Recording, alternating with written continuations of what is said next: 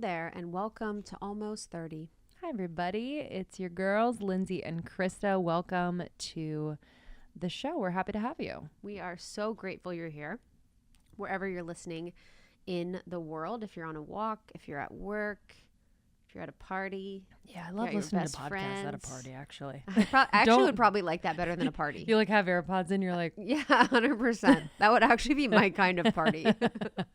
Everyone's like silent discoing to podcasts. 100%. I honestly think about it. I'm like, I never liked parties. Oh, man. I swear to you, I never once liked parties. It's like, what was good about a party? What drew us to a party? I think it was just like FOMO. FOMO was the driver of so much. I also think a partner, finding a person. Oh, yeah, finding a person for sure. That was pretty much the possibility. Yes. Yeah. But at parties, it's like they were never fun. Like, yeah, very rarely. I remember a very vivid moment at a party in college. It was at a house party. And I was like, you're standing in probably like a half an inch of the sludge. Beer dripping out of the keg, but it also smells like pee. So you probably assume someone peed at some point. And I'm like, what? I'm here at a school that lots of money's going to this, and I'm finding myself in a puddle of beer and piss. Mm-hmm. Okay. Like, it's a very weird thing, but you're like, see you next weekend. Yes, 100%. Hope you invite me. I remember I studied abroad. I lived in Luxembourg for however many months, and I remember having so much FOMO to like Halloween on campus. Oh, I know, dude, it was so embarrassing. I'm pretty sure I didn't go abroad. Well, I didn't go abroad for a couple of reasons, but one of them was like, I don't want to miss out. What do you mean? Europe was the shit. I saw my friends having a great ass time like in it's Europe. like you're traveling the world. It was just so silly. Anyways, we're grateful you're here. If you're new, welcome to the show. This is a good one to tune into. We talk about sacred sexuality and so much more. And if you're an OG, what's up? We love you guys so much. Thanks for riding with us over these past 6 years. It means so much. And if you're not subscribed, make sure you do. Make sure you do on YouTube. If you're watching on YouTube, hello.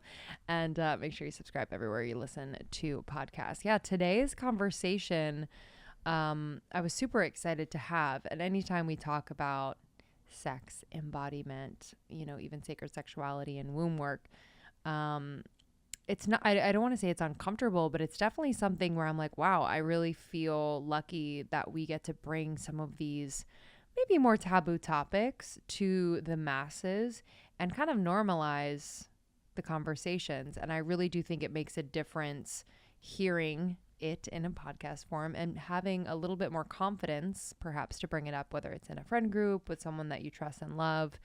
So I'm excited for you guys to listen to this one. Yeah, because when we think about, the spirituality space and personal growth and self-development, I think we often think of the very masculine things sometimes, or we think about the routines or the meditations or the lists or the journaling or the classes or the courses or the programs.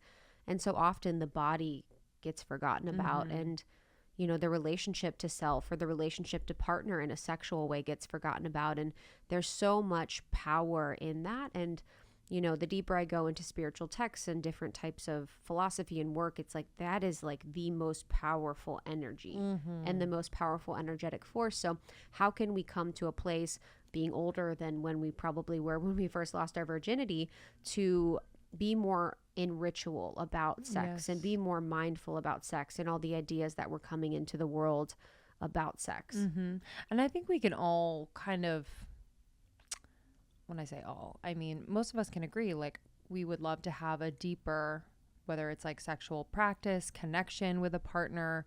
But it's like really looking at like, what is stopping us? What is kind of blocking us from actually doing the practices and taking the time? Because it does take time. Sometimes I want like a really quick fix with things, but these are lifelong practices that will continue to reveal to you the purpose of being in union with another person, in engaging in sex and connection and intimacy. But it does take work, and it takes time and commitment and intention.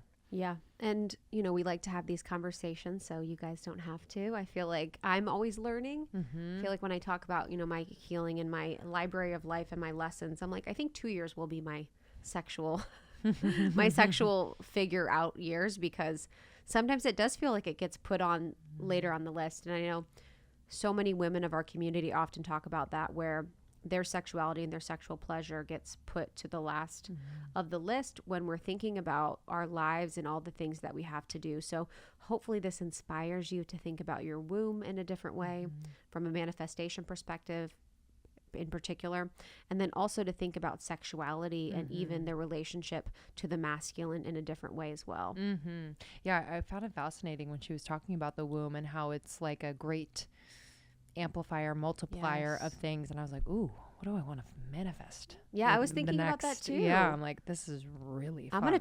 And you guys, we also talked about yoni eggs, and I'm laughing because I feel like this was such a hot conversation in wellness a few years ago. So we're very late on it. And I think it actually is very fascinating to think about, if we think about these crystals as these very programmable tools that have been recorded in history as very powerful ways in which we can commune with the earth and with spirit. And then taking these programmable crystals that already have their own energy signature and putting it into the space of creation and manifestation in your body. It's very wild. So if you guys think this is very wild, welcome to the show. We get usually pretty out there, but it's a powerful concept. Super powerful. I'm excited. She brought us yoni eggs. So we put them in on the show. Yes, we put them in on the show. Walked around. Did some giggles. Yeah, we did a horse we squat. show you how. And the whole episode was done with yoni eggs in. I had 6 eggs in my yoni during the whole thing. She was saying that some women even use them as like daily jewelry. Yes. They'll put them in at the beginning of the day, wear them all day. Or a hard meeting. Yeah. Or like a hard conversation. I liked it. My fear, which I expressed to her, was just like, see, these don't have the little hole where you can basically thread a little string so that you can easily pull it out. I'm like, what if it gets a little lost? Because I've had tampons 100%. Take a journey and I have never seen them. I didn't see them for a few weeks, so we'll have to practice. But Tiffany Janay is so powerful, and I feel like we're one of the first to bring her into the pod sphere, and I'm really excited. She is a sought-after motivational speaker, sacred sexuality educator, women's empowerment guide, and the owner of yonieggs.com. She's made a career of connecting on a personal level with people, assisting them in getting past their fears, hurt, and anxiety as it pertains to their sexuality through her work as a womb wellness advocate and sacred sexuality guide. She also mentions at the end of this episode ways in which you can actually work with her in group programs and one-on-one. So make sure to check out more of her work at tiffanyjanay.com, and you can get your yoni egg at yonieggs.com, and code almost 30 for 20% gets you off. 20% off. And you have to wear it every time you listen. Yep, you got to think of us every time. We're going to program our show into your yoni egg. Oh, life is good and life is fun. Don't take anything serious. Yeah, it's so good. It's so good, baby. Make sure you're subscribed to Almost 30. We have a bunch of personal growth, self-development, spirituality episodes for you. We have over 500. You can go to almost30.com. We have blog posts. We have free resources. We have a Which Star System Are You From quiz that's free on the site. And then we have resources for podcasters if you have a podcast or you want to grow your show or monetize your show.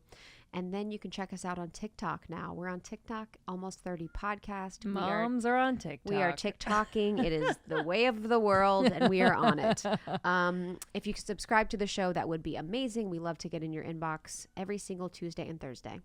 Love you guys. Thank you. Enjoy this one, and we'll see you on the other side. Enjoy.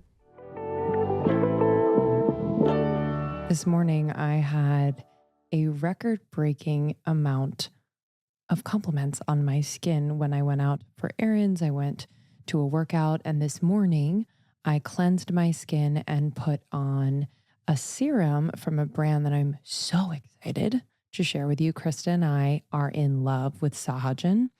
It's an incredible Ayurvedic-based skincare line. They also have body and hair products, eye care, lip care, you name it, but I am obsessed with their products. It feels so good on my skin. My skin is incredibly happy. Let me talk to you about some of my favorites. So this morning, I used the cleansing oil, the essential cleansing oil. So this is a great way to just melt away any makeup, pollution, honestly, leaving behind the most glowy skin ever. In ancient India, actually, oils were used for centuries to clean skin without stripping away the essential moisture necessary for a healthy complexion. Have you ever washed your face and been like, wow, it just kind of stripped everything off? It's not great for our skin. So this is a blend of moringa, squalane, and rose oils, and it melts through even the most stubborn waterproof makeup, daily grime. I love it in the morning because it's really soft and gentle. So beautiful, smells amazing. And then I put on the Radiance Face Serum, y'all. When I tell you this is what Radiance is, it truly brings out the most glowing aspects of my skin. So what I love about Sahajan is they go back to ancient texts in Ayurveda from 5,000 years ago, and they work with modern Ayurvedic doctors to formulate their serums, their formulations for cleansers, etc. But for this face serum, they use Triphala, a known adaptogen, gotu kola, and hyaluronic acid. And this concentrated blend has been clinically proven to improve the appearance of fine lines and wrinkles as a treatment that will honestly leave your skin looking unreal. I need y'all to let me know, send me your selfies, okay? So this is the skincare line where Ayurveda meets modern science. And I love it. It is proven, it is scientific, and it is good for your skin and for your body. So if you'd like to try Sahajan, please,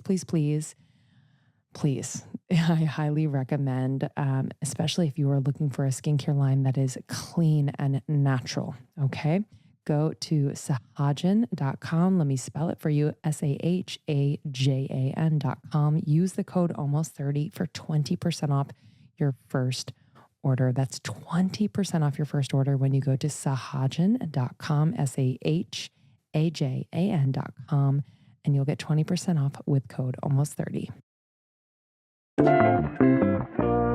I often get questions about supplements, so I wanted to recommend some of my favorites as of late. Okay.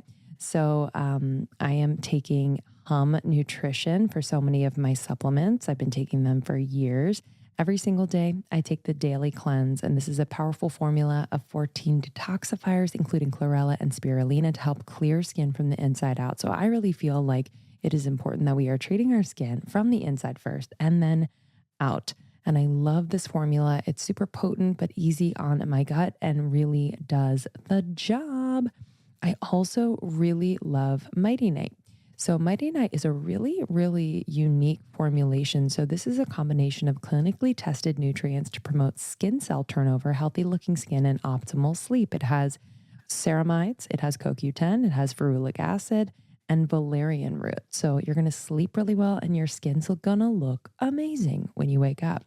Nothing better. I also take Omega the Great from Hum. So this is their ultra pure omega-3 fish oil with an ideal ratio of EPA and DHA to support an even skin tone and healthy heart, brain, and body with no fishy aftertaste. I don't love that fishy aftertaste, and this one is just perfect for that. I love all of Hum's products. They're triple tested for purity, verified by independent labs for potency. They're non-GMO, no artificial sweeteners or colors, gluten-free. And I also love that when you go to humnutrition.com, you can take a quiz and you'll get a recommendation.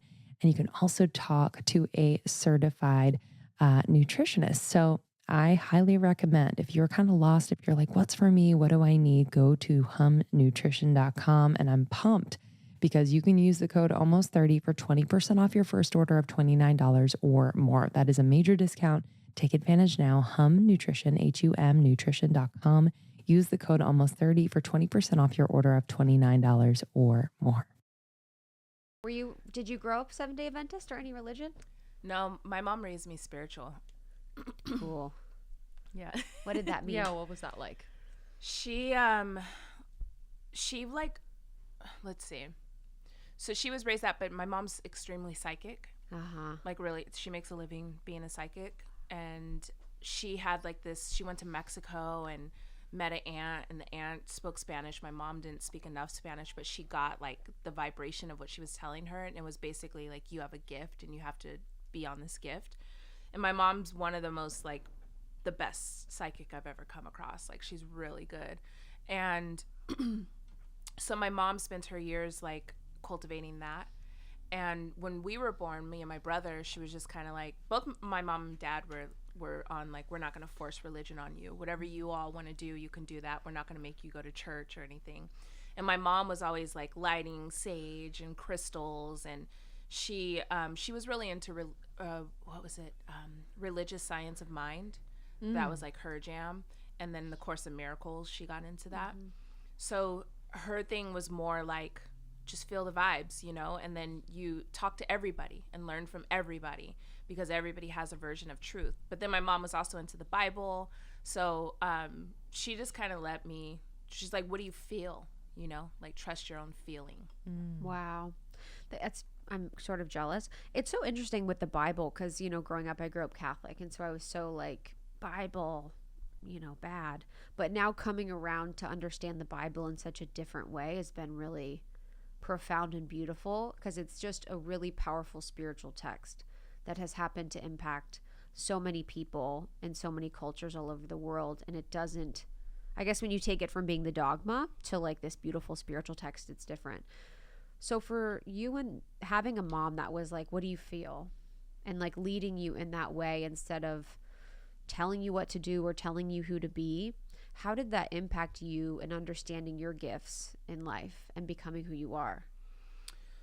So it was really helpful, actually, because every neighborhood I grew up in, there was always a pastor's kid and their family that lived nearby that was my friends. And I seen how they had to go to church all of the time, and they were like, had questions and things that they weren't allowed to talk to their family about. And so being able to talk to my mom about different things, or even be allowed to think something, was really important for me, and something I recognized early on as important. But I feel like it best matches who I am, which is like, who I am is one who wants to do what I want and wants to like explore at my own pace and on my own right. So I feel like that was a divine gift to be given to me, to have that. And then I'm still in that same process of like constantly discovering and asking. I feel like I'm an anthropologist of life, of just, I'm curious what everybody's into. Like, what has your mind? Like, what is your life force energy and dedication to? And it's not necessarily what I'm going to buy in, but maybe I can get a piece of something that you have, a wisdom that will continue on to my own unique journey. So yeah, and it just, my family knows I'm that way, and I don't get a lot of pushback that I care about from that. Yeah, I think that's a beautiful way to be, just living that curiosity. I feel like we're kind of a part of some sort of rat race at one point or another, where it's always about, okay, how can I get ahead? How can I be successful? And then there's the other aspect of that, which is like, how can I be like that person, or comparing ourselves to another? But just the very pure curiosity, I feel like we could use so much more of in the world, you know. And I feel like that's a duh statement, but if I really think about it, I'm like, it's such a beautiful way to be, where there's just this dissolving of judgment and just like a very heart open curiosity that I think would be so healing for us to bring more of that into our daily lives. I guess, what does that look like for you in the world that we're living in now? Like, how do you retain that curiosity and heart openness? Well, it's part of my prayer for my life. I think it's important to have like a prayer for your life, or a vision, or a declaration of what you stand for. And mine is I'm here to discover. Like, I'm on a soul journey, and I came to Earth School to like study humanness. And so I have to be in service to like the mystery and what is going on. And also, I just have a lot of respect for people. Like, I'll often say that there's an intelligence in everything. Like, you look at a person who's poor, and our society says that they're like stupid, or they're disadvantaged, or they're, you know, they're not much value. But if have you ever sat with those people or lived with them and seen the genius that they have and the realm of the universe that they have mastered, and how resourceful they've become, and how they navigate with other people, and how they sense what's going on around them, all the way up to like very wealthy people, you know, and everything in between. Everybody has a genius that's working on their behalf. And I like that, because if you actually are curious and you ask them questions or just observe, you can take a piece of that and it starts becoming jewels that goes in your bag, and you can use that when you find yourself in situations that you may not have otherwise been prepared for. Yes. I want to, I guess, pull back a little bit, because a lot of our audience might not know who you are and know your work. And I was introduced to your work, I think or just you and your work, your life work, maybe end of 2020. And I remember talking to Lindsay about you, because you're very profound, and you very much speak from the heart, and you very much speak the hard things, and say the hard things. And I've always admired that about you. But how do you define, you know, who you are, I guess, in this day and place, and in this time and place, and the work that you do in the world? Well, with that, I'd like to open up and just acknowledge my teachers, because I think that's really important. So I'd like to say thanks and praise to Queen Afua, to Kenya K and Carl Stevens at Progressive Love Academy, to Saint Day at Your Day Balance Game, and then also to Isis and Drea at Academy of Oracle Arts. So my life has just been a series of initiations and of learning, and I've gotten my ass kicked so many times that like I have to have some sort of teachings and balancings that bring me back to what is true and what's real. I've experienced a lot of poverty, and I've also experienced an extreme amount of power and privilege. And both of them are just on opposite ends of the same spectrum, you know. You can get drunk on power, and you can get lost in poverty. So finding that like center point to kind of navigate my life has been the most important, and my teachers have been those ones that have initiated me into the next level of my journey. What have been some ass kicking moments for you? Gosh. Well, finding my purpose. We were talking about that earlier, but finding what I was here to do was rough. Like, first of all, even getting that message given to me, and then having to like come into that and start working that and be in dedication to it has been really rough. And that's been the foundation of my story as an adult, because when I was given my purpose, I then was told that I had to let go of everything that I had. And at the time I was making a lot of money and was really independent and was finding my worth on what I could afford and what I could buy. And so when Most High came to me and told me, like, you have to give this up, because I'm training you, I'm preparing you for something far greater that's going to transcend this check that you're getting every week. Giving that up and then having to go and be like, essentially I was homeless for 7 years. And that was a series of just challenge after challenge after challenge, when I was, before that, being able to take care of anything that I needed to take care of. And then that led me to getting married with the person I was going through that with. And that was a really challenging relationship. And that still is now, like 5 years later, still things that are releasing over time that I'm learning from, of experiencing so much closeness with someone, and then so many waves of bliss, and then so much like trauma and that kind of. So that's taking me on a deeper journey. But yeah, that's all of that. And then yoni eggs. I mean, we could talk about yoni eggs, because that brought me a lot of ass kicking moments too. Yeah, the being homeless for 7 years is quite challenging, and to have the faith in God or the Most High enough to continue to follow that. How did you have such unwavering faith?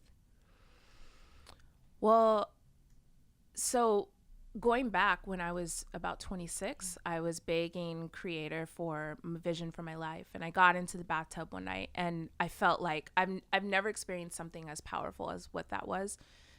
This like energy came in and sealed the bathroom and just started giving me like everything. Like, here's who you are. Here's where your life is going. Here's where you're going to move, how long you're going to live in each one of these places and what you're going there to learn. And what you're going through, the world is going to go through, but I'm putting you through it first so that when the world goes through it, you're more established to handle those things and to help them find their way. And so everything started going along in that direction where I believed that enough because the things that were happening in my life matched with what was shown to me that day. And so everything, it's like, I feel like there's like miracles happening all the time, and it's just a matter of being able to attune yourself to see them. And I committed to being able to see them. So as I'm like going through these things, I'm like, whoa, that's from this vision, or that came through this dream, or that was from that day. And like, this is trippy. This is such a psychedelic experience, you know? And so as those things kept happening, it gave me the faith to keep believing in the next thing. And the other important part is like, no matter how many times I didn't have money or the ability to be able to like do the things I thought I wanted to do, when I tuned into what I did have the finances for, or I did have the support for, or what I was able to do, it was brilliant. And I was like, this is so cool. I'm learning so much right now. And actually, if I would have had the money to buy myself out of this, I wouldn't have got this lesson.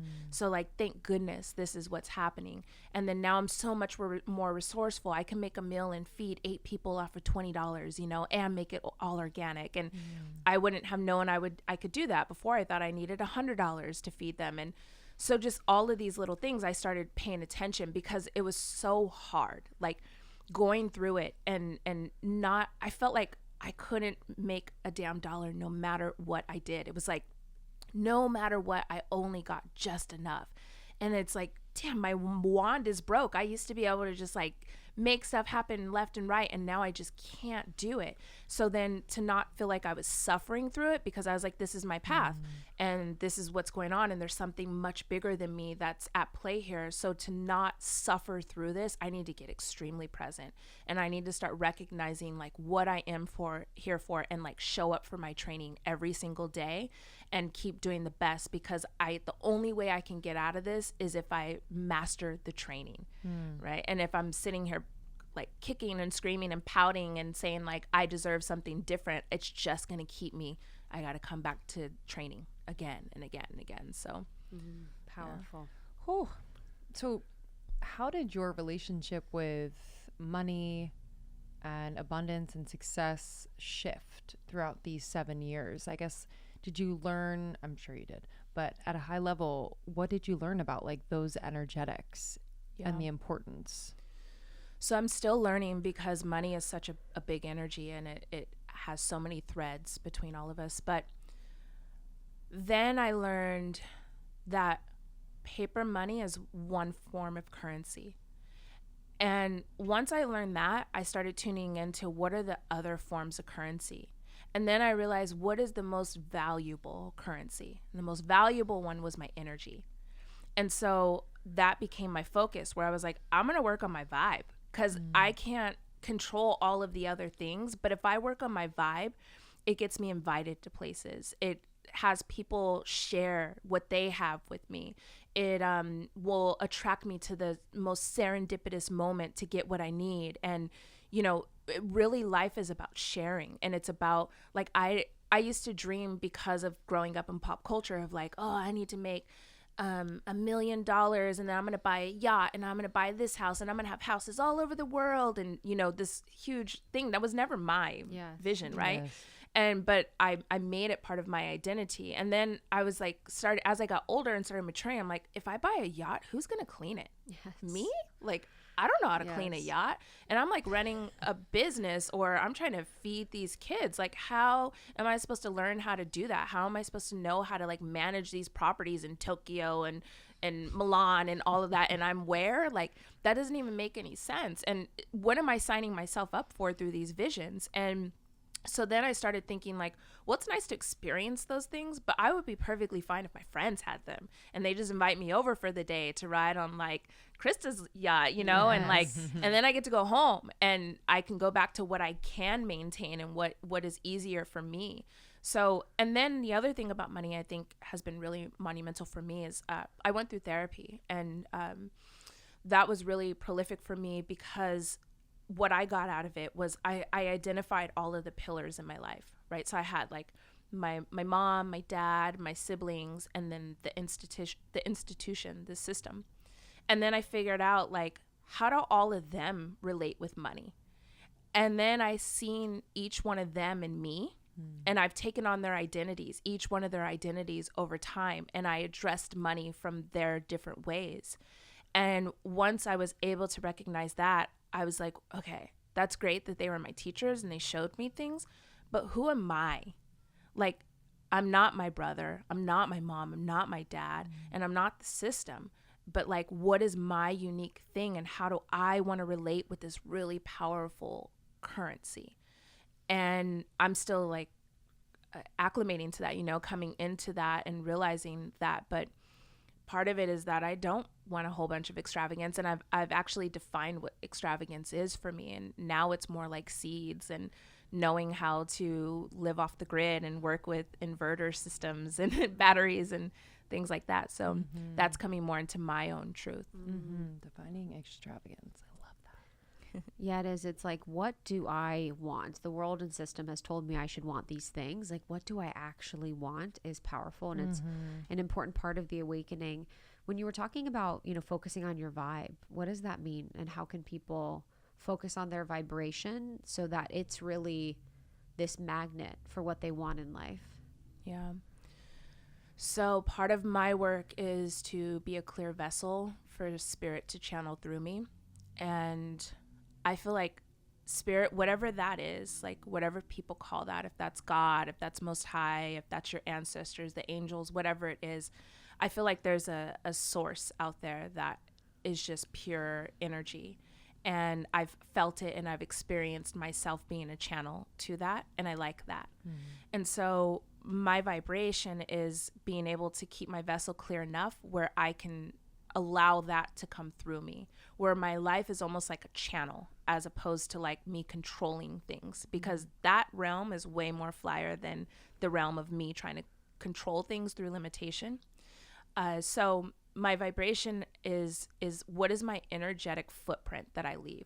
When I leave a person or I leave an environment, how does my beingness ripple out into that environment? And am I destructive or am I bringing life there? Am I binding people or am I helping to set people free? You know, am I leaving nourishment or am I extracting out? And so when I'm working on my vibration, which is a constant act, it's always like checking myself and tuning in of, I don't know that I'll always be able to be on the right side of whatever society says I should be on, because one thing about traveling is that when you travel, there's all these different standards of what is good and what is bad. So within that, it's like, you got to find that for yourself, like what is true and what is real for yourself. And then also have enough forgiveness and compassion for yourself to go through the learning process, right? And so it's just about attuning to like, what is true for me, and then how true am I being to my trueness? You know, how real and in dedication am I being into that, and allowing myself to go through it. And sometimes I suck at being a good person, and sometimes I'm like overextending myself, but where's my middle ground? That's where I'm always trying to find my way back to, you know, and then just loving myself along the way, but being as aware as I possibly can be. And part of the journey for me to do that has been to get like really sober. My vice was never like alcohol or anything like that, but I was extremely strung out on marijuana for 20 years, and it was a big part of my identity. And when I wanted to tune into like what needed to be healed, I needed to feel it all. And marijuana took away so much. It gave me so much numbness, and it was like I was back here somewhere, and then she came in as a filter here, and I wasn't able to touch all of the things that needed to be healed. And so getting sober has been part of like working on my vibration as well. Did you have like a detox period with that? Because it's so interesting. I've heard a lot of people talk about that, and I think people underestimate the power of marijuana, and like because it's a plant, you know, it's kind of treated differently from a cultural perspective, but I do believe it can be really addicting. Yeah. And the way in which it numbs people is sort of overlooked at times. What has been your experience in quitting and redefining yourself? Yeah. So when my company, so I went from being homeless to then running this like really big 7-figure or 6-figure brand. And, we're all about figures, so get those figures. Yeah, right. I know. Manifesting my 7s. 6-figure business. And so that brought me into a level of power and recognition. And the area I was living in, I was like a low-key celebrity. And so this was like a change where people were looking up to me. And a part of me was like, liked it. Like I realized what was going on. I'm like, oh, this is dangerous. But then the other part was like, oh, I could get stuff, you know, and it's getting me far. And then that kind of just fell into itself. And then along with my marriage at the time. And so I moved to an island, and the power of that island isolated me and sent me to the most remote part of the island where like there was no cell phones, wouldn't work. The Wi-Fi stopped working. And I just lived back there for 3 months to just kind of like come back into myself. And I spent 4 years with that island in relationship with her. And part of what she asked me to do was to give up smoking, and so that she can actually heal me. She told me that the Aina is going to heal me, and she's the Aina, and she needs to be able to come in to like seal my cracks and to nourish me. But I needed to like let her know what hurt so that she knew what to heal. And so once I heard that call, I was like, I'm in, you know, of course I want that. And so I just set a date to, this is the last day that I'm going to do it. And then I also worked with a life coach. And when I got out of my relationship, a big part of the work that I did was I worked on my relationship standards. I worked on my values in life, and I worked on my epic goals and my mission statement for life. And that was really painful to go through, from feeling super low and like just not having a lot of access to my own self-esteem, and then writing this story or bringing forth these visions about me and like my highest power was really painful to witness and go through that. But I did the work. It took me 6 months. And so once I finished that, it was like, okay, you have the vision. Like, this is what you've been asking for, is to have the vision. You have the vision. Now you have to be in service to it. And in order to be in service, you have to let go of anything that is not in service to this. And of course, there's like some mercy along the way. Observe yourself and be curious about when you're not in service to this, because that's going to teach you how to be more in service to this.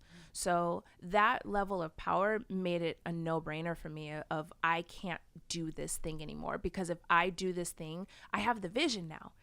Before I didn't have the vision, but I have the vision now, and I know where I'm going. And if I keep doing this, it's going to anchor me to where I don't want to be. That almost killed me.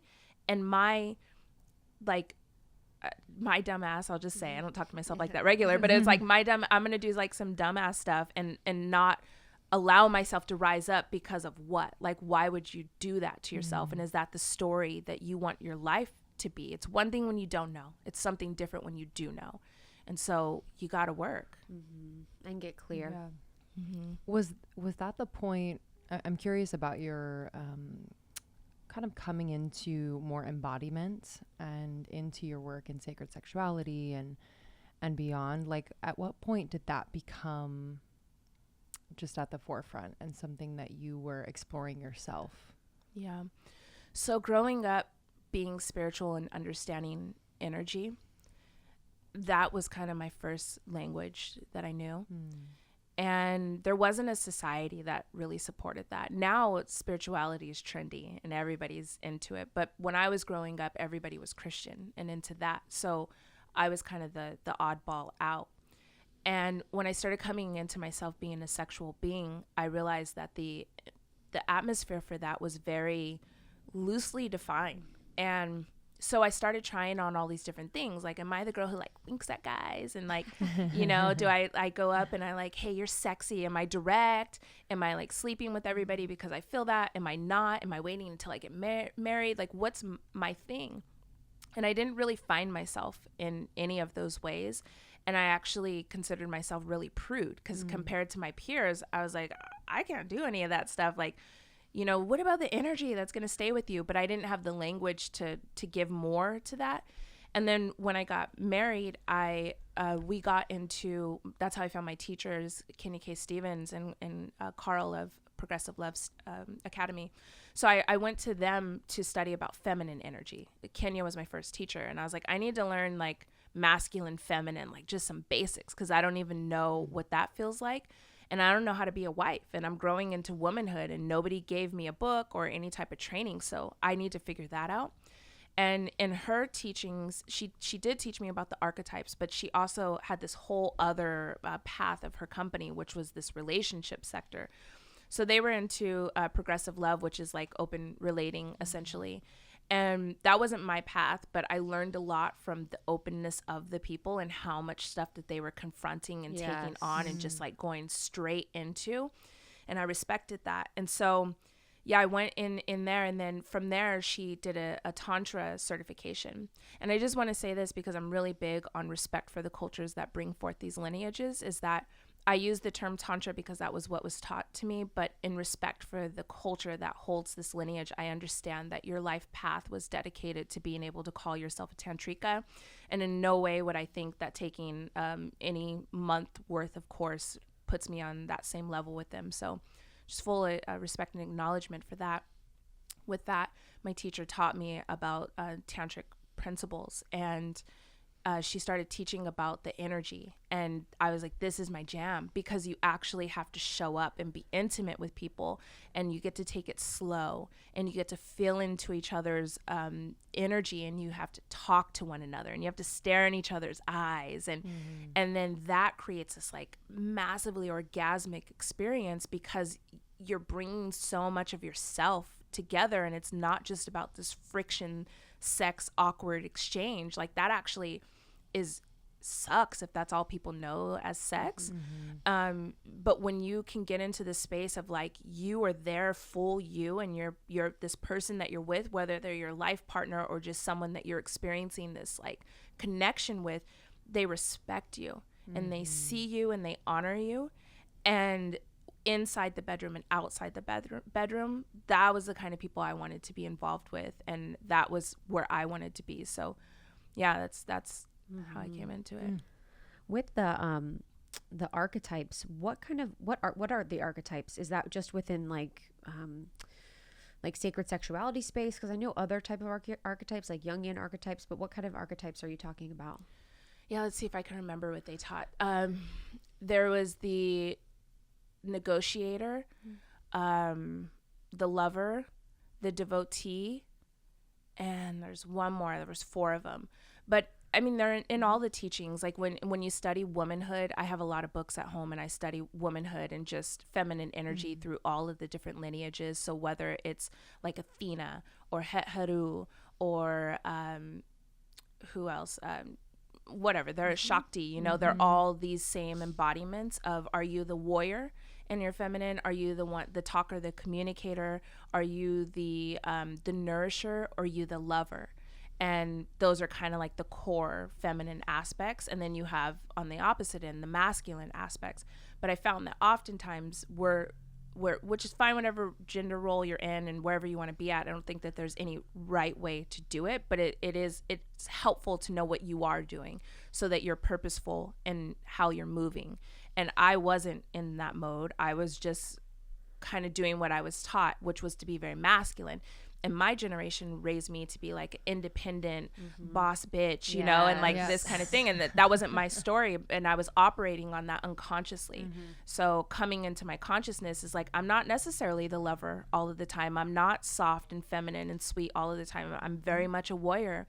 And sometimes I am the negotiator, and sometimes I'm the nourisher, but I'm less nourisher than I am lover, you know? And so just kind of finding what my own formula is with some of these examples and teachings has been important for me, so that I'm more intentional in how I want to go about things. Like if I'm going to have a tough conversation, I might need to switch into the lover aspect, you know, and work with like a rose quartz, versus I'm going to have like a warrior-esque conversation with someone. I might want to be like a black obsidian and get into like a stronger way that's like direct and action taking. So yeah.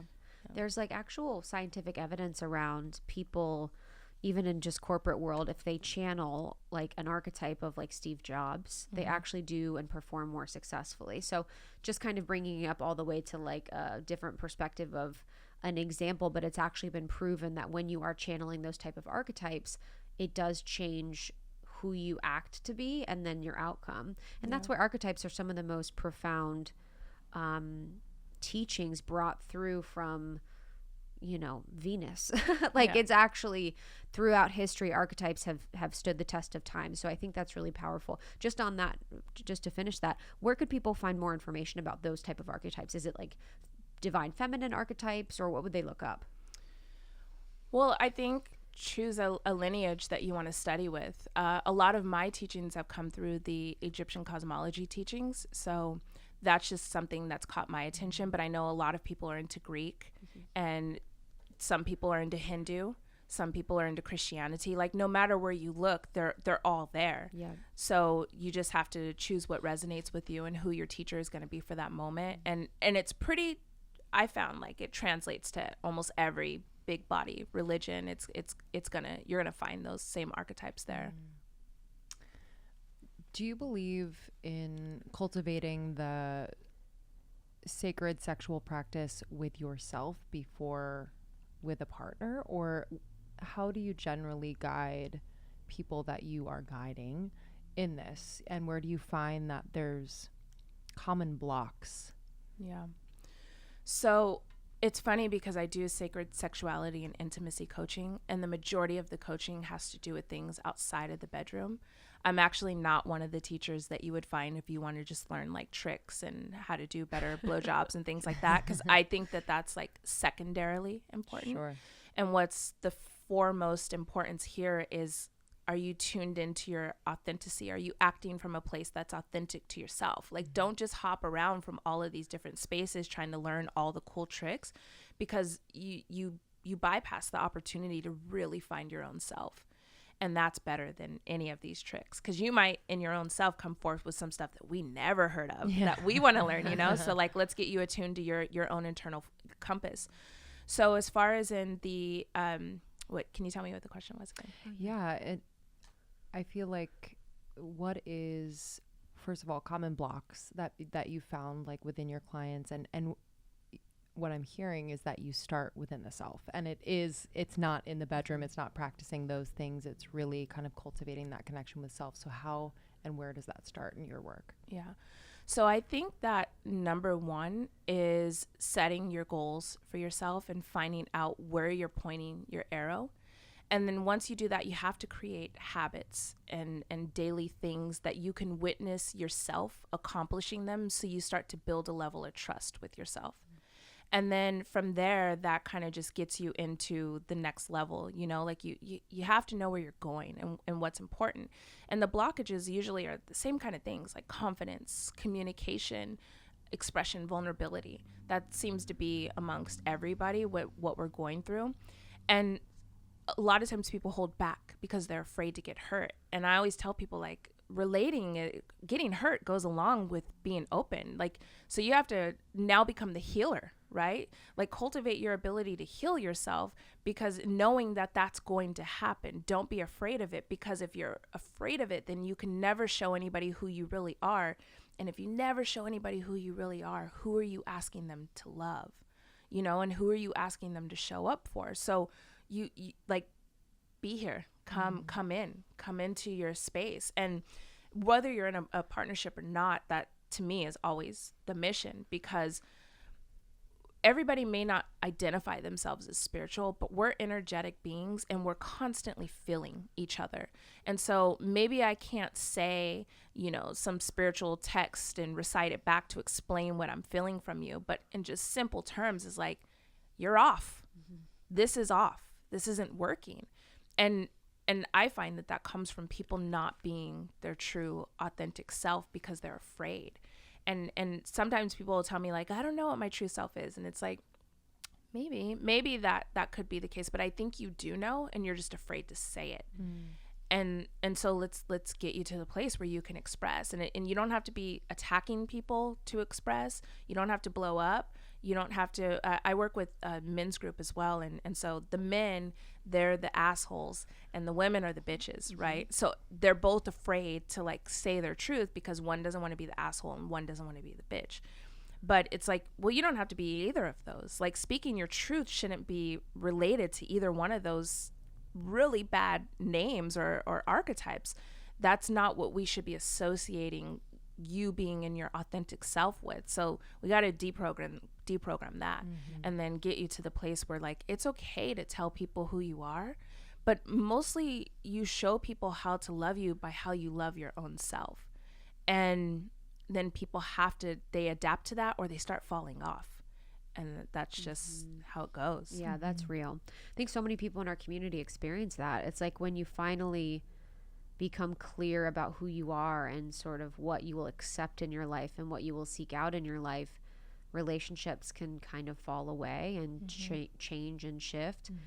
With the relationship between men and women, I feel like so often that becomes the asshole and the bitch because people wait till the point where it feels resentful internally to express and speak. What is do you find that to be true, or what do you think is happening there where people feel like when they feel like they want to say something or express something to a partner, they feel like a bitch or they feel like an asshole? Well, I feel like if you feel that way, then you probably are that. And it all comes from trauma, I think, having to defend yourself so fiercely against other people. But if you keep acting in that way, then you keep creating the same scenes that you've always been in. So my personal journey, I've had to do a lot of therapy on myself and commit to doing that, to like really looking at myself on a deeper level and acknowledging where my patterns are at and what loops I'm stuck in and what my fears are, what they are, and then where are those at in my story, and how do I go to that root and like nourish and heal that. And I may not ever heal it, I haven't gotten to a place yet where I'm completely healed, even my body, things that have happened, it's like the actual wound is healed, but I still have a scar. And so it's all an integration process that we're constantly going through. And so I think that is important. And then learning communication techniques helps out a lot. And I've read a book, Nonviolent Communication, that was really, I've heard about that. That was really helpful. And they have a list of words in there that helps you speak more, like give actual vocabulary to what you're experiencing. There's something I use in my classes where it's the feelings wheel or the emotions wheel, and you all can just look this up too. But that's really helpful because it starts to like give you context to like what's behind it. Like usually if you're acting in anger, what's behind anger is fear, and what's behind fear is inadequacy, and what's behind that, and you just keep tracing it and you find it, so that when you're going through a place where you feel you're hitting that point of resentment, first of all, it's a healthy thing to not put yourself in a resentment zone and to be so tuned into your energy where it's like, actually, if I do one more dish, I'm going to get into resentment zone. So I'm just going to communicate that and let people know I've offered all I have to offer at this time. And that's all I have to do, and like honor that. And I'm going to be clear about it, and I don't have to be attacky about it. But I'm going to catch myself. That's my responsibility, to catch myself before I hit the resentment zone. And then once I get to a place where I start to feel overwhelmed, the more that I can describe to someone what I'm going through, the more that they can understand and choose to support me or not from that place. But I find that with a lot of people, they get frustrated and they shut down or they run away, and then they want people to like cross mountains and seas and do all of these things to try to figure out what's going on with them. And it's like, it's not really someone else's job. I don't care who they are in your life, that you're asking a lot out of people to have to pull something out of you, when like, just speak what's going on. And either that person has the maturity to support you for that, or they choose not to. But if your responsibility is to communicate what's going on inside of your world so that people know how to relate with you.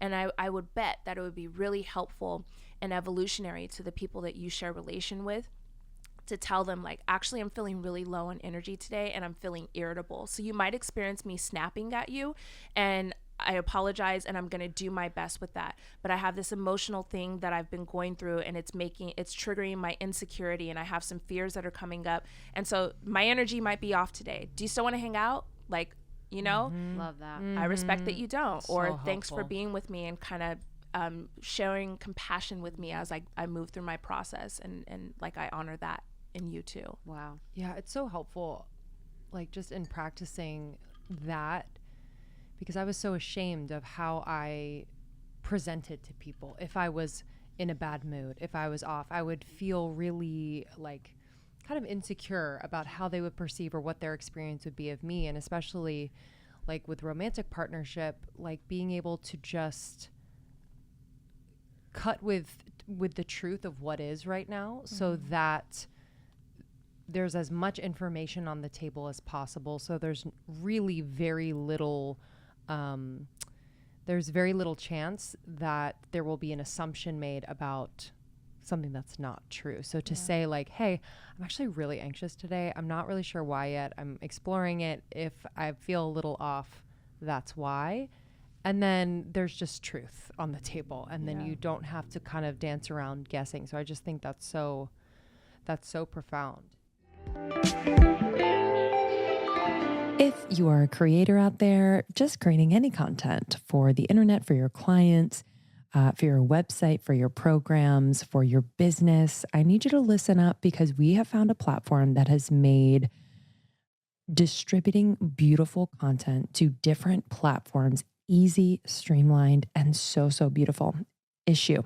This is the brand. It's called ISSUU Issue. It's an all-in-one platform to create and distribute beautiful digital content, from marketing materials to magazines to flipbooks and brochures and more. If you are still attaching PDFs to your emails, this is outdated, just FYI. Issue makes content better. They also work seamlessly with tools that you already use, like Canva, Dropbox, and InDesign.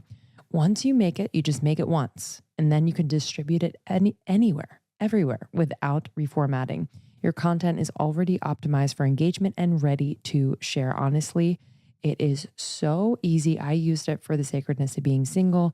I made beautiful readers for the girls in the program, and they loved it. So it helps creators, marketers, designers, anyone who wants to make content that really, really stands out. And you can start for free. They also offer a premium feature that gives a more customized experience, which is what we have at Almost 30. So I highly recommend.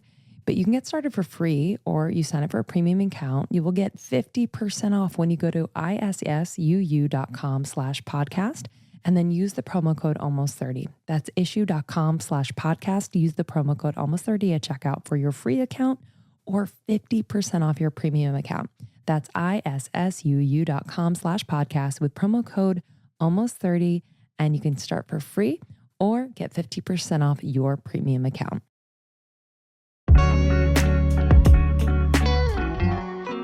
For those of you that want a scoop of all the daily nutrients that you need, if you want to fill in the gaps in your daily nutrition, Athletic Greens, y'all. This is it. I love Athletic Greens so much. AG1 by Athletic Greens. It's the category leading superfood product. It brings it all together. Okay. So one scoop has 75 vitamins, minerals, and whole food sourced ingredients, including multivitamin, multi-mineral, probiotic, green superfood blend, and more in one convenient daily serving. The special blend of high-quality, bioavailable ingredients work together to fill the nutritional gaps in your diet, as I said. If you are wanting more energy, if you want aid with your gut health and digestion, and if you want to support a healthy immune system, one scoop a day. I just put it into cold water, about 12 ounces of cold water, mix it up and take it down. It's delicious. It has like a little pineapple flavor, sweetness, but it is so smooth. I'm obsessed. I've been taking it for years. So I highly recommend Athletic Greens. I'm sure you've heard about it, but this is your sign to finally try it. So to make it super awesome, Athletic Greens is giving our listeners a full year supply of vitamin DK2. How amazing. They are also going to give you free sample packs. So 5 free sample packs with your first purchase if you visit athleticgreens.com/almost30. So when you visit athleticgreens.com/almost30, you are going to get 1 year supply of vitamin D and 5 free travel packs, which I bring with me everywhere. One more time, athleticgreens.com/almost30. You mentioned leading or being a part of the leadership in a men's group, which I think you are the only woman. Yeah, currently. So I work with Sacred Sons. And wow. Yeah. My friend Debbie was telling me about them. Yeah, they're doing good work. Yeah. So I work in their online container with them, and I'm the first and currently I think only ongoing woman teacher with them, which has just been such an honor to be invited to step into the space, because for so many years my work has been with women, and the women are always, where's the men? You know, they're not doing their work. When are they going to step up? And so then now to be in that space with them, to like, actually, we do these like intimacy chats mostly. I hold like certain classes with them, but it ends up being over time. There's only so much teaching I give, and then now it's like, how are you putting it into play, and what's the feedback that you're experiencing? So we just get to like talk about what's going on in their love lives and with their emotions and what they're moving through, and what's tender and what's overwhelming, and then we work through it. And so I give my experience as a woman, and then usually the other men in the circle will support and share their perspective. And Wow. yeah, it's been really special. What are, in Sacred Sons, what are some common themes that come up during sessions? And, you know, I ask because there's so many women of our community that are probably curious about what men are thinking, especially men that are, you know, coming to know themselves and their masculinity in a way that they may have never seen before. Yeah.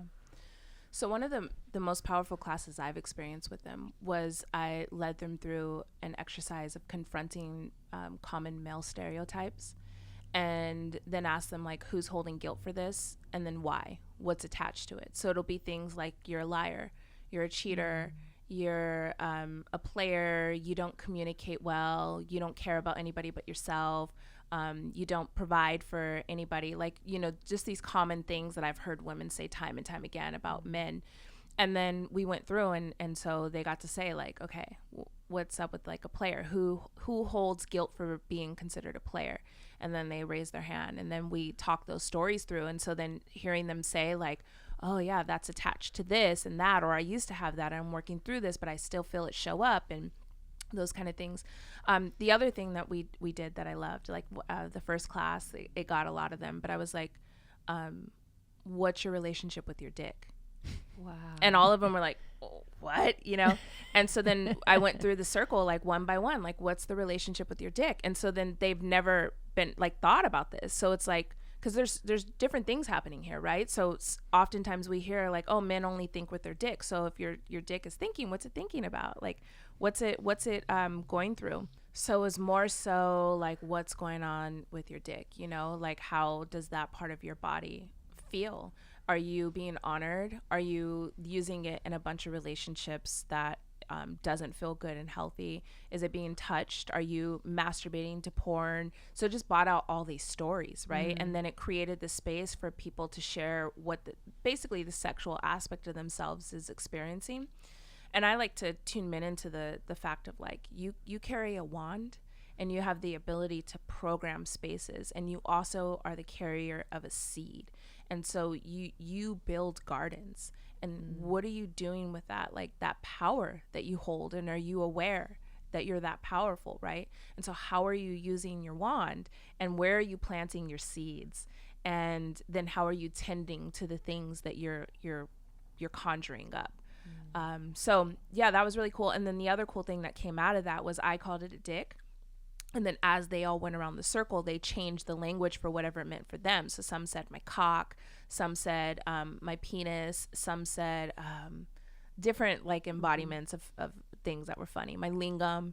And then we addressed that of like, okay, why'd you choose those words? So then we got to go into the programming behind that of like, well, a cock makes me feel like I'm this kind of man, you know, versus a dick makes me feel like this, and that's how I talk to my bros. And a lingam is because I'm spiritual now, you know, and I have to say this and that. So it just kind of is cueing them in to hear themselves talk through these things, because sometimes we accept things and we start moving in things.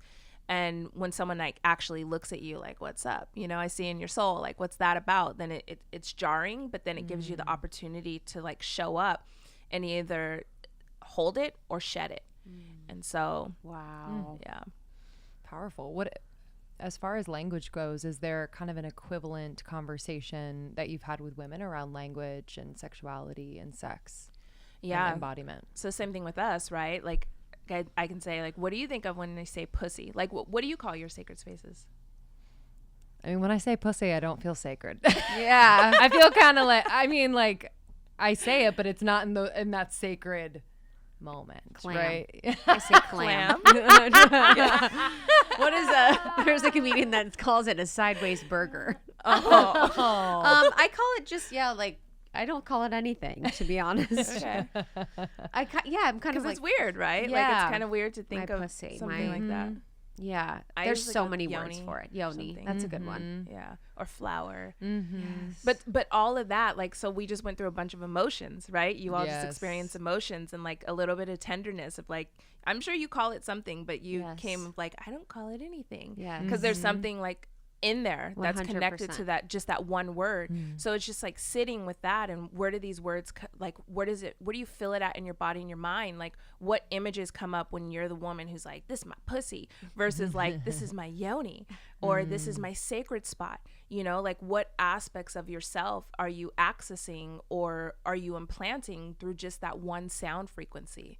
So yeah, I think that's interesting. Yeah, when I think about that, it's like I think of like pussy or yoni, and I think something outside of me. Like, it's almost like I think of the perception we have as culture of those things, and I don't think about my body. Yeah. And so I'm like, I was thinking about that. I'm like, why doesn't that connect? And I think there's a lot of reasons, but I do think I'm trying to find a way to connect it back to like mine and my body and like that part of me that exists, not the energetic signature of what those words sometimes can be. And I think that's when you're talking about going further with it all. I think it's interesting too, like with the men, when you're like with their wand or with their penis, like let's pull to the words of a player or an asshole or someone that's emotionally unavailable. And for women, it's like the words of being a slut or the words of being crazy or the words of being all these different things. So what kind of words and phrases, I guess, can women think about reframing or understanding how they perceive themselves through those lenses? Well, all of those were great ones, and I think captures a lot of the common ones. Let's see. Bitch would be one. Independent, I think, is a big one. Boss babe. Yeah. Boss babe, boss bitch, Yeah. girl boss, Whore. or Tease. Prude. Yeah. crazy. Crazy is a big one. Yeah, crazy's huge. Emotional or too emotional, crazy, Obsessed. Yeah. I feel like, and when I hear these words, and I've heard them many times, I've either been called them or just been friends with people who kind of identify as that or have been called that. And it's like such a cheap thing. It's like very lazy to call someone something like that. Even calling a guy like a player, like, I feel like is kind of lazy. Yeah. It kind of keeps people at a distance. Yes. But the harm in it is that people take those things on. Sure. Right. And then they start identifying in it, and they can start spiraling out. Yes. And I find that if you can like relate in that knowingness that you're doing that and you're identifying with these things, then the better chance you have at navigating when the next person comes and calls you a name. Like, do you take that identity on, and why or why not? And so it sets as like a formula to help with navigating, because it's just part of how people are. It's easy to just sum somebody's beingness up into one word. And even if it's like, you're amazing, you're epic, you're beautiful, it's like that can be just as harmful to someone as like, you're stupid, you're, no one's ever going to love you. It's all, again, just same thing, just opposite ends of the spectrum. Because, and the reason I feel like I should give context to that, the reason why I feel that way is because when you find your validation from outside forces or your definition from outside forces, then someone else always owns the power to control you. And even if it is things that's considered like quote unquote positive, it's still part of what they could take that away, you know? Where someone is like one day like, you're amazing, and you find your validation and like, Tiffany told me I was amazing, and like now I'm confident, and I'm like da da da, and the next day you do something I don't like, and it's like, you know what, you suck, and you're like so selfish, and all you do is think about yourself, and then there you go, like tumbling down. Why'd you give me the power to like do any of that to you? It should.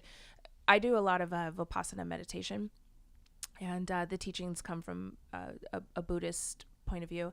And one day when I went to go sit for 10 days, there was a text that I read, and it was talking about how like validation, it should come in the same no matter what, whether it's on the positive end or the negative end, it should hit your body the same exact way, which is neutral. And that's to be like a quantumist to things of and like to observe stuff, you know, like I'm a quantumist, I'm non-moving from any of those things. Like I am who I am, and that's just what it is. And so it doesn't tip me on a scale in either direction when you validate me or you put me down. And it's hard, but Yeah, I've thought about that as a public figure. You know, it's like when you get negative feedback, you can't just say, you know, those people are X, Y, and Z. And then when people are giving you positive feedback, be like, they're right. yeah. You know, like what kind of world is that when you're kind of doing that? So I've tried to pull myself out of the need for any sort of validation to confirm or deny who I am. And it's definitely been a journey. Just before we leave the men stuff really fast, what is a way in which we can give advice for women to approach if they are in a heterosexual relationship, their man in a way that he might receive them better? Like what would be some advice for women when they're in a relationship with a man of how to work with them and their energy better? Well, I find that there's a lot of things in our culture that's normal to like label people. And so men, it's really easy to dismiss them and just be like, oh, they don't care. You know, he doesn't pay attention. All he cares about is sports, or, you know, you're doing man stuff. Or, you know, I'll work with clients sometimes and they'll be like, well, you know, this guy's cheating on me because he's just a man. It's like, actually, it's not a man thing. That's a dysfunction in a human. And so like seeing people. And then the other thing I hear from men is that they get overrun by women talking really fast and strongly with them. And some of them just don't process information as quickly as we do. And so your intentions of how you speak to someone, I think as women, I've done it myself. So I'll speak on my own behalf of when I'm coming at a person and I'm just like, I have my energy all built up and it's like, yeah, so where were you at Thursday? Because I already know. So you know, and I'm like just drilling and drilling and drilling with this person with my energy. And then the man or whoever it is on the recipient of that is just kind of like, you know, on the hook for things. But some of the men really struggle with that fast, hard tone where you're coming in accusing. So that would be helpful. Yeah. And then calling forth more of the sacred in them, spending time like bringing them into a sacred space and cultivating that romance. I love to teach about romance and bringing the man in and laying him down and giving him a full body massage and like massaging his lingam or penis and doing it in an intentional way. And every touch is to like infuse the intention to heal whatever harm has been done to that part of his body and calling forth his higher self, you know. And this may not be easy for him to be in the recipient mode. And perhaps a woman's like, I am that, and my guy still won't respond. Well, then that comes into just deeper work that you all have to do with each other. And it may mean like you need a mediator to come in to help with finding more balance in your dynamics and how you all relate with each other and helping you see things that someone may be afraid to express based off of how they think you'll respond. Yeah. Those are great. I would love to move into womb work and womb wellness. We've done a bit of womb healing through our retreats and had conversations here and there, but I would love to know, just start off with like the importance of tending to the womb, because I don't know if people know that they have a womb space or they understand what is held there and how perhaps the symptoms of maybe some, you know, untended to things in the womb could be showing up for them. Yeah. Could you explain? Yeah, so I think of the womb as if like I have this magical being inside of me that multiplies whatever I give to it. So it's this really fertile, special spot. And when I'm tending to my womb, that means I have to tend to my entire being. So what are the foods that I'm eating? What are the beverages I'm taking in? The energy that I allow myself to be in? Who am I actually allowing to come in and touch that part of myself? How do I touch that part of myself? Like the female genitalia, you know, that whole area. Like, am I fucking myself or am I making love to myself? Even in my own masturbation sessions, you know? So it becomes like a complete rebranding for your whole life when you decide you're going to be in service to your womb space. And so you had said something earlier about like, how do you say, like, when you get negative feedback, people are like, oh, they're crazy, they don't know. But then the positive, like, oh, that person's great. Well, I think the same way as far as in manifestation. So when you go on the healing journey of the womb, you have to look at everything and some of these hard parts of relationships that you're in, and not just dismissing someone away as like, he was crazy or he was this and that and he wasn't worth my time. But then all the amazing things that come in is like, oh, that's all me. So you have to like kind of neutralize everything and take responsibility of everything so that you have the opportunity to see where the thing that needs to be transcended is at, and where you're feeding it, you know. And that could be an old pattern or an old belief or a limitation that was set from the people who raised you or the environment, you know. And so coming into that and realizing that whatever you put in that womb space through your intentions and through your manifestations or your wishes or your prayers, it's going into that space and it's going to multiply. So like, be very mindful about what's happening there. And then of course there's other things that you can do that help with like cues, you know, like wearing essential oils. You can set an intention with that essential oil to put it on, and it reminds you to soften. Like if softening is your thing because you're usually hard and cutting people off, put that on. So every time you catch that whiff of that, it serves as a cue of like, oh yes, I'm softening. Okay. You know, and then you drop into that. And then some people wear like little tinkle bells or something on their ankles, and that sound cues you back to whatever intention it is that you're in service to, of strengthening the womb space in that way. So it really is this like full body transformation where everything, all acts become sacred acts, so that you're honoring that part of yourself. And then there's other things like taking baths and, you know, having a love day where it's just you by yourself, and you're journaling and you're cleaning your space and you're redoing your altars. You bring fresh flowers, you go get a massage, like whatever it is. But again, you're in service to the sacred, and just whatever that means to you becomes your way of life. And by you doing that to yourself, that is your womb journey. Because the opposite end of that is when you're not honoring that space and you haven't declared that as important, then things start to sit in there. And that's how you manifest. Like, the body is a genius communicator, in that whatever is going on in the certain part of the body, it's telling you how you are emotionally. That's my personal belief, and from some of the teachings I came across. So if we take something like your liver, right? If you have an imbalance in your liver, I've come to understand that I'm probably holding on to a lot of anger and resentment. And so I have to work on that emotional aspect while also doing the physical aspect to bring in more nourishing foods that are specific for that organ. But then knowing that there's work to do with my mindset and with my emotions, because this part of my body is stressed and it's cueing to me I need something. So when we start dealing with female genitalia stuff, where you have like, you know, miscarriages or fibroids or cysts or whatever's going on in that part, it's telling you something about your sexuality and how you relate to your energy as like your feminine self. And something's out of order there, and that's only for you to define what that looks like, and then to start doing that work. So you got to change your diet, you got to change who you're hanging out with, you have to change how you talk to yourself, you have to change, you know, what your daily habits are to support that part of yourself. And then when we're dealing with sexuality, it has to do with like, are you just letting anybody who likes you into your body, you know? And then how does that feel? Did you get with that guy and he told you from the start he didn't want a relationship, but you did it anyways, and then now you're sad, but you've done that 5 other times. Damn, you know, like, where is it at?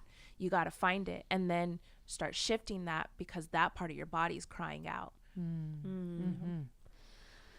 Is there any Egyptian, like, was there any Egyptian history with the womb? Do you know of?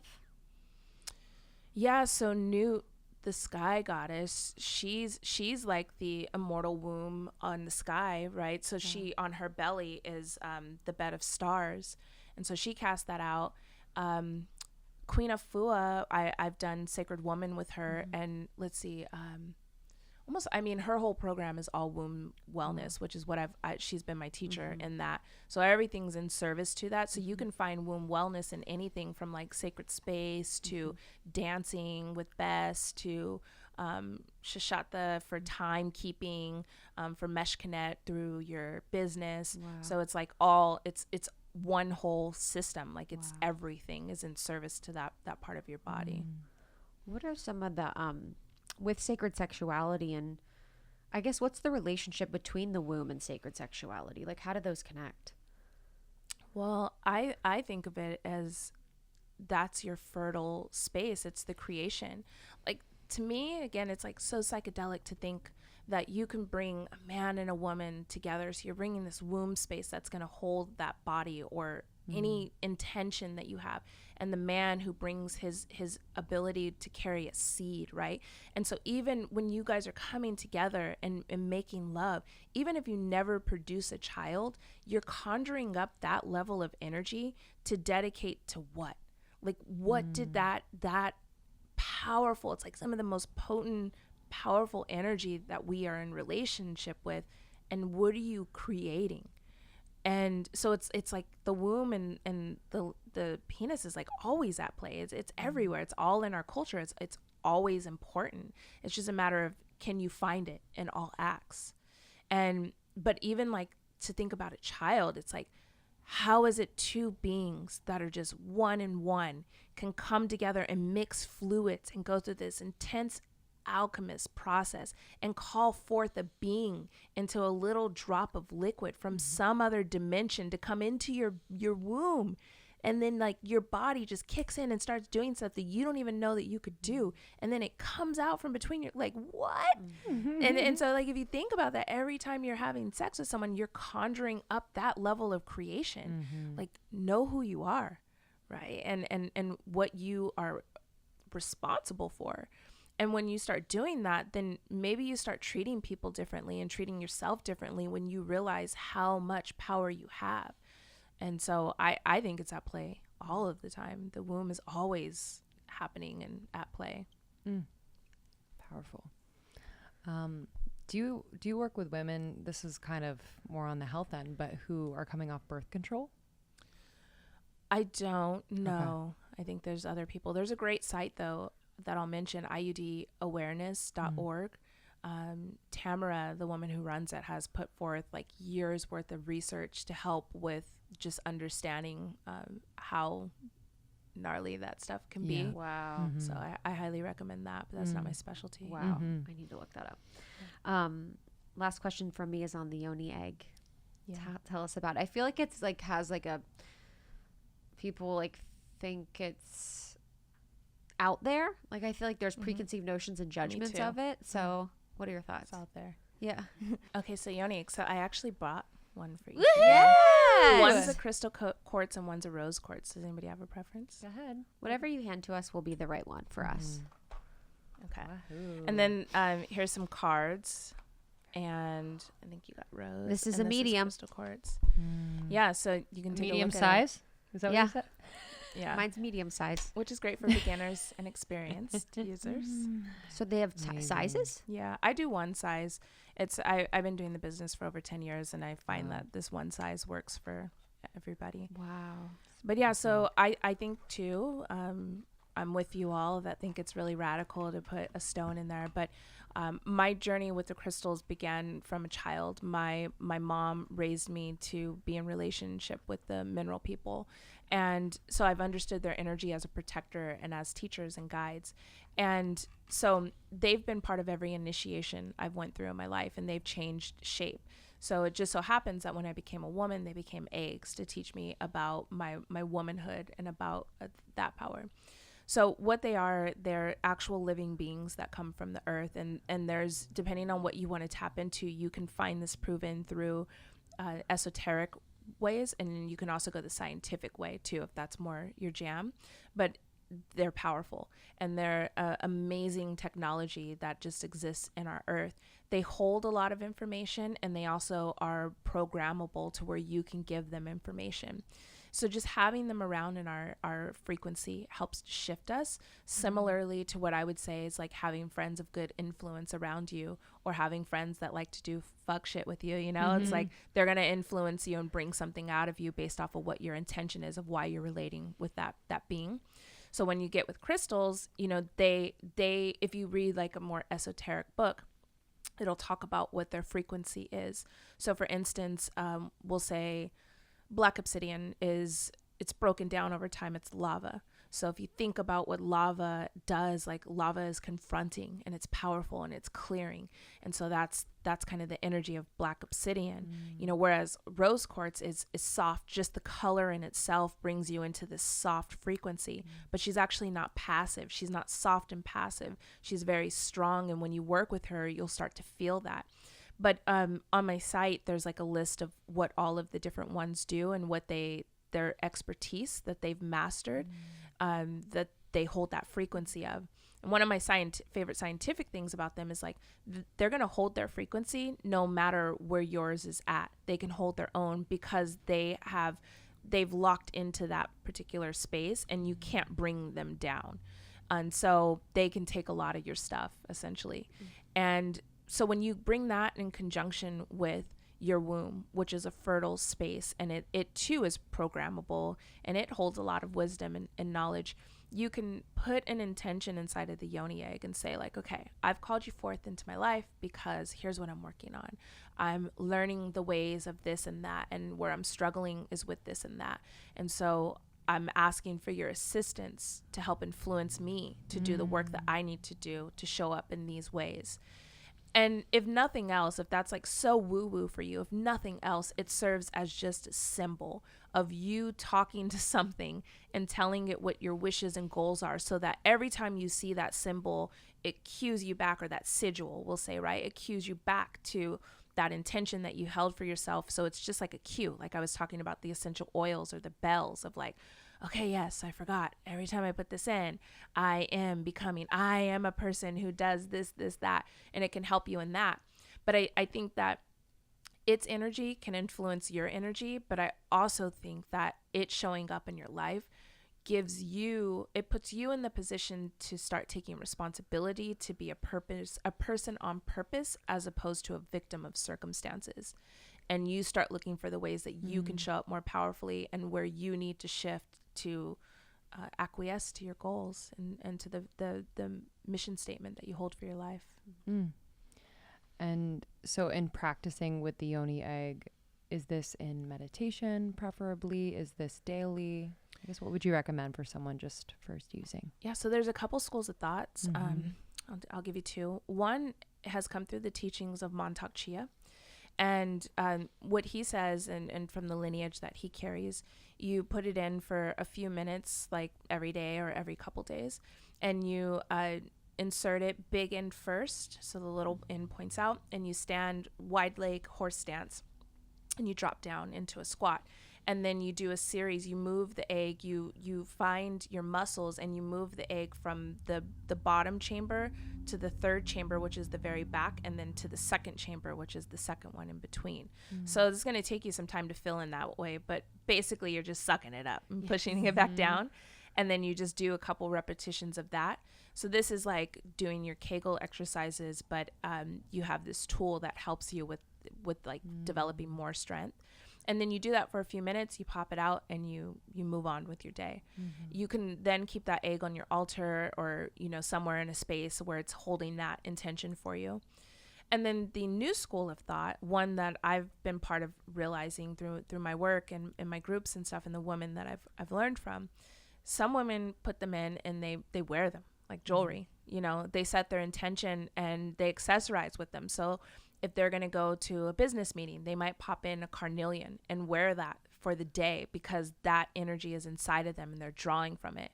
Whereas if they're going to have a tough conversation with someone, they might put in a rose quartz, because it's going to soften and bring more compassion about their heart. And some of these women, I'm not saying this is what you should do, but some women will keep them in for like days. And that's important to say, is like, it can't get stuck, but sometimes it will nestle itself up in there, where we've learned string or no. Some of them are drilled and some Okay. of them aren't. Yeah. Okay. These ones are undrilled, which teaches you trust and I know. surrender. And drill is like a little grip. It's like It has a hole. Yeah. Wow. And then you can put a string in it, and then you Got can it. control the use. Okay. So yeah, some of them it'll get kind of nestled up in there, and it might be there for a couple days. I have quite a cavernous situation. Like, it's like little full, because I've lost like tampons in the past. Oh yeah, me too. Yeah. She's got that cavernous pussy. Well, it's just, Yeah, it's like girl. very, I don't know how to describe it. You know what I mean? It's like, I'm like, how the heck, where does it go? Yes. I got you. Yeah. That's Interesting. amazing. What benefits have you seen since doing it? Well, I have seen people come alive, essentially. You know, I ran a mentorship group some years back, and we worked primarily around yoni eggs, but I worked with them on all aspects of their life. And seeing these women like come into their power and their purpose and their confidence, and moving out of like really low frequencies, that's been some of the best. I have a lot of unofficial God babies out there from women who swore that they were told that they were infertile and that they would never have kids, and they started working with yoni eggs, and they were able to conceive. So then now they say like, this is your God baby. I've met them at the grocery stores and stuff, just like randomly. Yeah, and just more empowerment overall, and opening you up, because I think all these things are just gateways. Like, consciousness is infinite, and you could just keep going down and down and down, and keep taking all of these different limbs of the tree and learning about them. And so it's just infinite. And if nothing else, if you might get it and never use it, but that introduced you to this person, who then introduced you to this, and then that was your jam. So it could just sometimes be a gateway for you to keep going and discovering. Amazing. Beautiful. I'm so happy. I'm gonna we do get it. to do this in person. Yeah. Same. The last time I tried it, I did the string, so I'm a little nervous about the trusting, but I'm down. surrender. Yeah, I'm gonna surrender. Yeah. I don't know how I'd hold it all day, Yeah. because you'd be activating your muscles all day, right? But I guess when you would use like Oh, I guess tampons a in the past, tampon, or yeah. cup, Yeah. even a cup Yeah. situation. Yeah, exactly. Just gets in there and it kind of finds its place. Yeah. I love that. I'm so Beautiful. excited. Thank you for these You're gifts. welcome. I'm Well, it's so been grateful. so good to have you. I've enjoyed hanging out before and just talking to you. I find your work so refreshing, and I'm excited to just do more with you. Maybe we can do a workshop in the membership or Yeah. something like Love that. that. But yeah, that would be incredible. Yeah, thank you. Where can everyone find you and find more? Yeah, so two things, tiffanyjanay.com, and then yoni eggs, it's plural.com. And I just wanted to share, I have a workshop coming up. I'm working with a psychotherapist, Davita Seymour, and we're doing a course where it's love and mental health.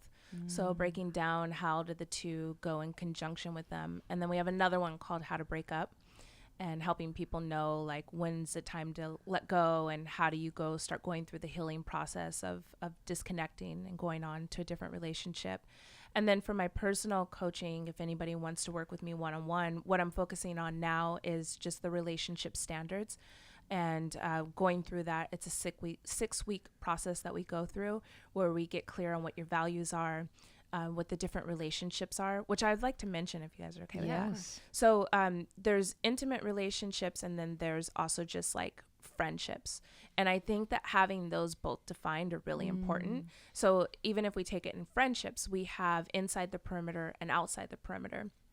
And like defining, how does someone need to show up for you to consider them either one, and what's the responsibilities, and what is the reciprocal nature in that relationship for you to say that person's my friend or that person's my acquaintance? Do you like call them for holidays and birthdays? Do you lend them money? Do you share your resources with them?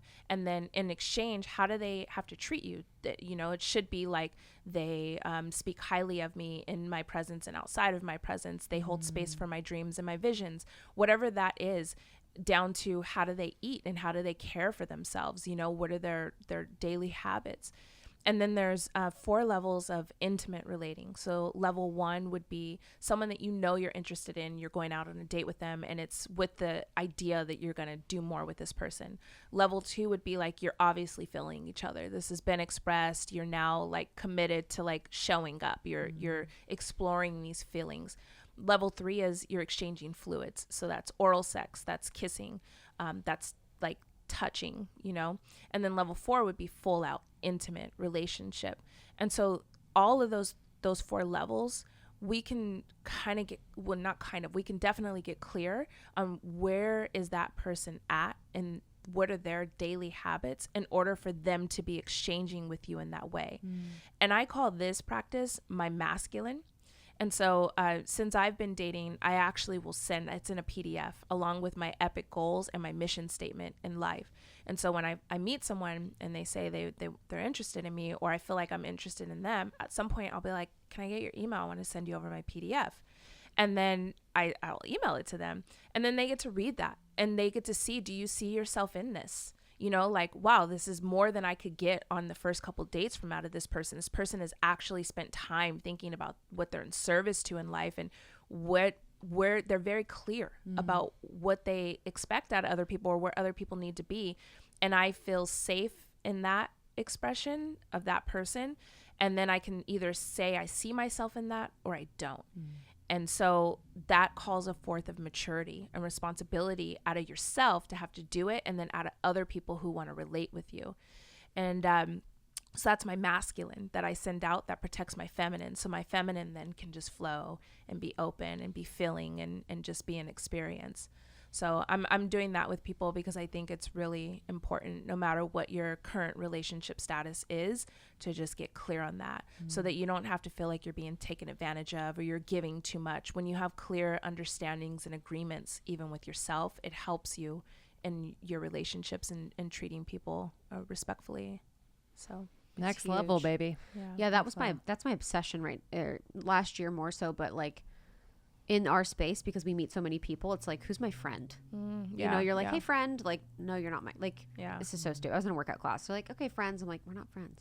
Not to be a bitch, but I'm like, you know what I mean? What are our definitions for friends? What are our definitions for a best friend? What are our definitions for a business partner? You know, and all those things. Right. So I'm obsessed with that. I really cannot wait. And I can't believe you got the Yoni Eggs URL.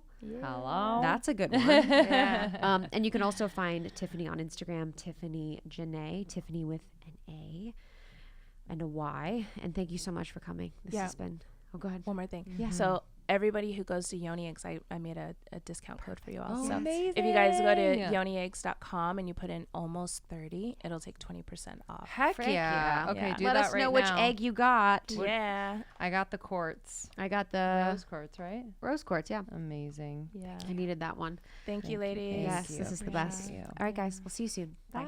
Thank you so much, Tiffany Janay. Again, you can go to yonieggs.com. That's YONI eggs.com. And then she's on Instagram at Tiffany Janay. Beautiful.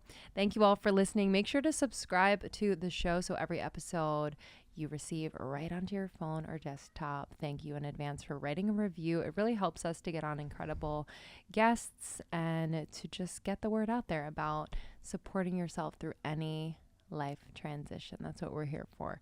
And thank you to our sponsors for this episode. We appreciate you. You make this show possible.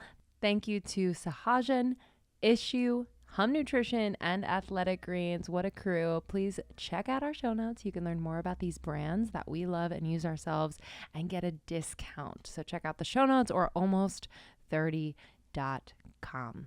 We love you guys. Thank you so much for tuning into the show. It means so much to Lindsay and I. And thank you for the support of our community. We love all of our members. We're going to be opening up membership enrollment soon. And I cannot wait. I think we should have Tiffany for a workshop. I think so. I think it sounds great. Yeah. We appreciate you. We will see you on the next one. Bye. Bye.